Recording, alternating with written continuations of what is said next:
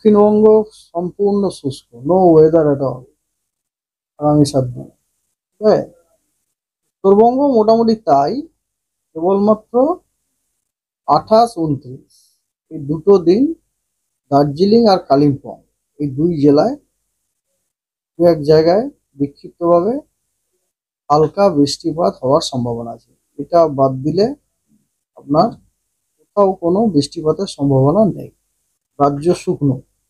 ঠিক আছে, এবারে কথা হচ্ছে কিছু ঠান্ডা দু এক জায়গাতে এক আধ দিন থান্ডারস্টর্ম হওয়ার সম্ভাবনা আছে। সেটা হচ্ছে 28 তারিখে। 28 তারিখে ওই 28 তারিখে এই যে দার্জিলিং কালিম্পং এ বৃষ্টির কথাটা বললাম, ওটা হচ্ছে ডিউ টু থান্ডারস্টর্ম। আইসোলেটেড প্লেসে দু এক জায়গায় বজ্রবিদ্যুতের সাথে বৃষ্টি হওয়ার সম্ভাবনা রয়েছে।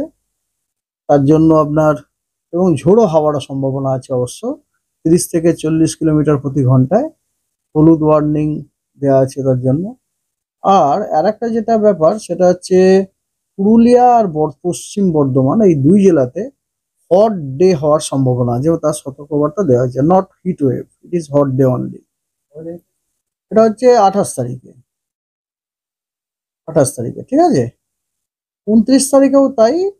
দার্জিলিং, জলপাই, কালিম্পং এ বা দু এক জায়গায় বিক্ষিপ্তভাবে বজ্রবিদ্যুৎ সহ বৃষ্টি হওয়ার সম্ভাবনা রয়েছে সেই, এবং ঝোড়ো হাওয়ারও সম্ভাবনা আছে 30 থেকে 40 কিলোমিটার প্রতি ঘন্টায়। ও তার জন্য হলুদ সতর্কবার্তা দেওয়া আছে। এছাড়া নাথিং। ওটা শুকনো ওয়েদার, শুষ্ক ওয়েদার, আকাশ পরিচ্ছন্ন, টেম্পারেচারটা এবারে বাড়তে থাকবে। আগামী সপ্তাহে কত টেম্পারেচার? আগামী সপ্তাহ তো আপনাদের বলতে পারবো না। তাপমাত্রা বাড়ার যে একটা প্রবণতা তৈরি হয়েছিল, তৈরি তো হয়েছে তো, যেমন মানে ধরুন তৈরি তো, হ্যাঁ তৈরি হয়েছে। যেমন ধরুন আজকে হচ্ছে কি বার? শুক্রবার তো, নো নো বুধবার আজকে। বুধ, বৃহস্পতি, শুক্র, শুক্রবার নাগাদ কলকাতা মানে আমাদের আলিপুরের তাপমাত্রা 37 হয়ে যেতে পারে। মানে গ্র্যাজুয়ালি এক দু বাড়ছে। তারপরে ওটা নো লার্জ চেঞ্জ, মোটামুটি 36-37ই থাকার সম্ভাবনা আছে। আর দমদমের ক্ষেত্রেও তাই, ওটা ধরুন 38 ডিগ্রি হওয়ার সম্ভাবনা আছে ডে 3-তে। ডে 3 মিনস আজকে ওয়ান ডে, আজকে হচ্ছে 26, 27, 28 তারিখে। হ্যাঁ, গ্র্যাজুয়ালি ওটা তারপরে ওটা মোটামুটি ওই রকমই থাকবে, নো লার্জ চেঞ্জ। এই মুহূর্তে নেই, তাহলে আমরা এই জন্য আমরা তাপপ্রবাহের তো দিইনি। এই জন্য খালি যেহেতু টেম্পারেচারটা বেশি সেই জন্য আমরা হট ডে দেওয়া হয়েছে।